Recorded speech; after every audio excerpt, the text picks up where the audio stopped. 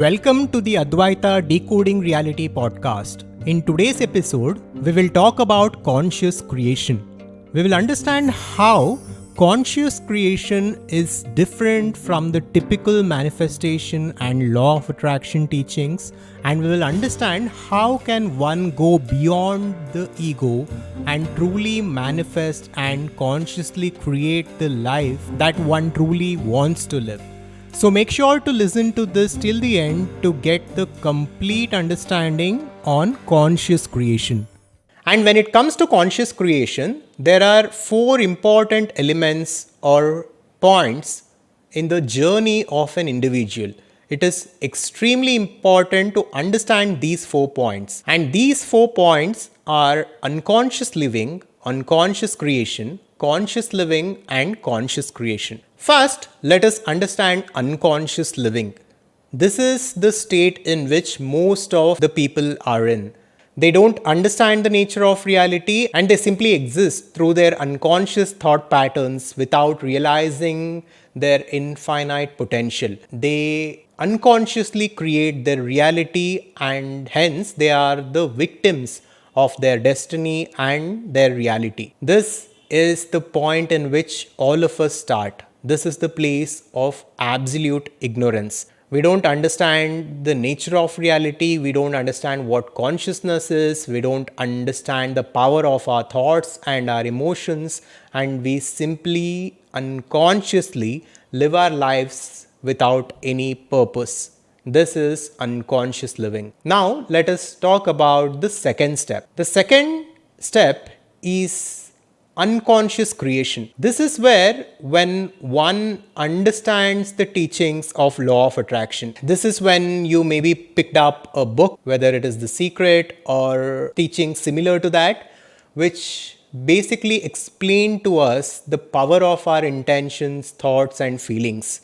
This is where we understand the power of our thoughts, our emotions, our belief systems, and this is where we understand how we are unconsciously creating our lives the way we don't want it to be. And instead, we begin to take control of our realities by consciously monitoring and consciously directing our attention to the place where we want it to go.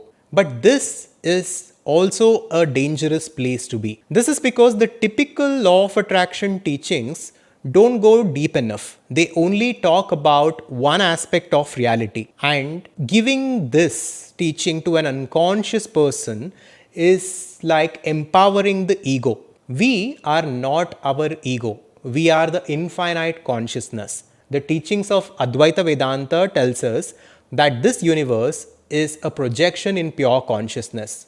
And all there is in this universe is pure consciousness. And all of us are the expressions of that divine consciousness.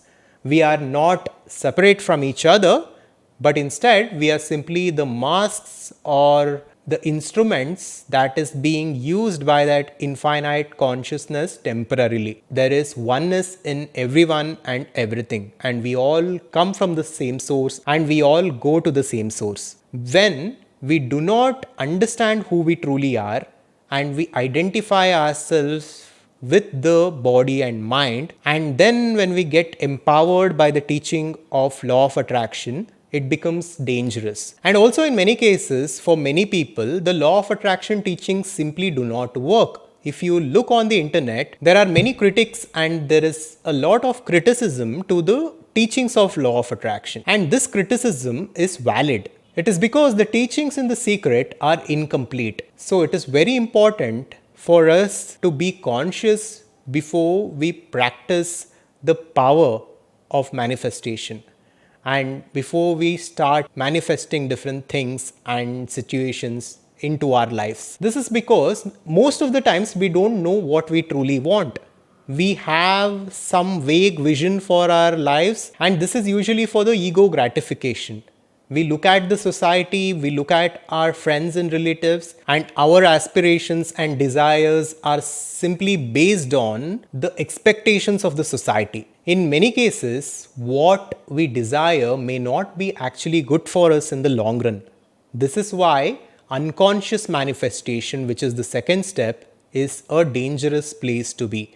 And this is why, even after manifesting wealth, money, and relationships, many people suffer. And this is also the reason why, in many cases, the law of attraction teachings simply do not work, because that infinite intelligence knows what's best for you. And sometimes, no matter how much you try, things simply may not happen. And it is a good thing. With that, let us talk about step 3. This is conscious living. This is a very good place to be. This is a place in which a person or an individual has understood the power of pure consciousness. Here, a person has understood what this reality actually is, as explained by the ancient Upanishads, as explained by Buddhism, as explained by many teachers and teachings. This universe is an expression of that pure consciousness, and it is a projection in that pure consciousness. So, the primary substance of this universe is that pure consciousness, and me, you, and everybody is that pure consciousness. The separation and duality that we perceive is because of our minds. In reality, there is absolute oneness as per the teachings of Vedanta. And once a person comes to this understanding, even intellectually at first, a lot of relief and a lot of fulfillment comes to him, because he is out of the rat race. He is not trying to impress anyone, because there is no one but himself. And here a person also realizes karma and Brahma. Karma is the principle of cause and effect. Since there is absolute oneness in this universe, and there is no separation, when someone does something bad to another, he is doing bad to himself at the deepest level. This is karma. And Brahma is the principle of pure infinite consciousness, which is all pervading and eternal. With this understanding, one can simply continue to live his life the way he used to live. But by detaching himself from the outcomes of his action, and by detaching himself from the world outside of him. This is the place of conscious living. Here, a person need not wish to manifest anything, because he can simply find fulfillment in whatever he has. But beyond the state, let us talk about the fourth step, which is conscious creation. This comes after conscious living and understanding the principles of conscious living. Now, I need to make it clear that everyone need not choose conscious creation. Some people, after understanding the nature of reality and the nature of consciousness, can simply continue to live their life the way they wish with that understanding, by being detached from the world and by simply finding joy in living. But for those of us who want to create something in this universe, for those of us who want to impact this society in a positive way, and for those of us who want to create abundance for ourselves, for our families, and for the society as a whole, then let us talk about the fourth and the most important step, which is conscious creation. So we already discussed what consciousness is, and we already understood that we are that pure consciousness at the deepest level. And the nature of this consciousness is that it is infinite, it is abundant, and it is eternal. But right now, without this knowledge, we have identified ourselves with this body and mind. And because of this identification, we think that we are limited, and we are suffering the consequences of it. All the limitations, obstacles, and the problems that we face in the world is because we don't understand who we truly are. We don't understand what this universe actually is. Once we understand what it is, we can consciously begin to create our lives the way we actually want to live. Now, when it comes to conscious creation, there are some terms that you need to understand, and these are Sanskrit terms, and I'll translate them and I'll explain how it is all connected. The first term is karma, that we looked at earlier. Karma is simply cause and effect. Basically, your mind remembers the past actions. And as per the teachings of Hinduism, the mind or the subtle body of an individual goes through many lifetimes, and it passes through different physical bodies. And every action, every intention, every emotion, and every thought which was performed by that subtle body is remembered by that subtle body. And the net data or memory which is accumulated after thousands and thousands of years of evolution and reincarnation is karmic memory.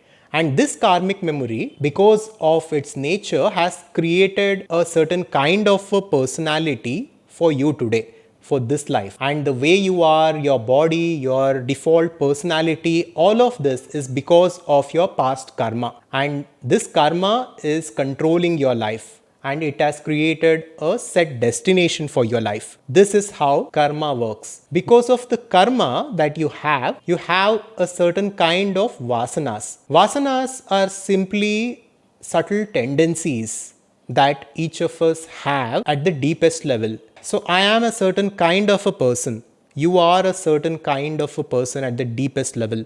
This is because of your vasanas. This is because of your tendencies. And because of your vasanas, you have a certain kind of a personality today. And this personality has different samskaras. Samskaras are behavioral traits. There are kind people, there are angry people, there are generous people, there are stingy people. These are behavioral traits or samskaras that each one of us hold within ourselves. All this comes from the vasanas, and vasanas come because of our past karma. And because of our samskaras, we behave in a certain way, we think certain kinds of thoughts, and we feel certain kinds of emotions every single day. And all of this together are forming new samskaras that is going and integrating into our personality. And these actions and thoughts and emotions are also creating a certain kind of life for us in this lifetime. Because of our current samskaras and because of our current thought patterns and because of our current actions, a certain kind of life is created for us. And since we are that infinite consciousness, our thoughts, emotions, and intentions are being empowered by that pure consciousness. So, whatever thoughts we think, whatever emotions we feel, and whatever actions we perform, it is being empowered by that consciousness. And the universe is simply reflecting back our own limitations, our own belief systems. So, this universe is simply showing us what we believe about ourselves. This is what we need to understand. Now, at this point, we also need to talk about dharma. Dharma in Sanskrit has many meanings, but I talk about dharma in this way. By dharma, I mean purpose, morality, and responsibility. We all need a purpose to live our lives by. We need a purpose which is bigger than ourselves, which is good for the society, through which we are contributing for the betterment of the world. At the same time, dharma is also morality. We need to understand what is right and what is wrong. And we must never do something to someone else which we don't want ourselves to experience. And third is responsibility. We all have different responsibilities as a citizen of a country, as a family member, as a father, as a brother, etc. So we need to take responsibility of who we are, and we need to take responsibility of our lives, and we need to acknowledge that whatever we face in our life is our responsibility, and whatever we created for ourselves is our responsibility. This is the first step. By understanding dharma and by understanding the principles that we have discussed so far, we can start to consciously come out of unconscious thought patterns. Then we can design our lives the way we actually want to live. And we can also build a vision for our lives that is inspiring. And then we can intentionally start moving towards that ideal personality by disidentifying ourselves with the current personality, realizing ourselves to be that infinite pure consciousness, and then moving on to a new ideal personality which is compatible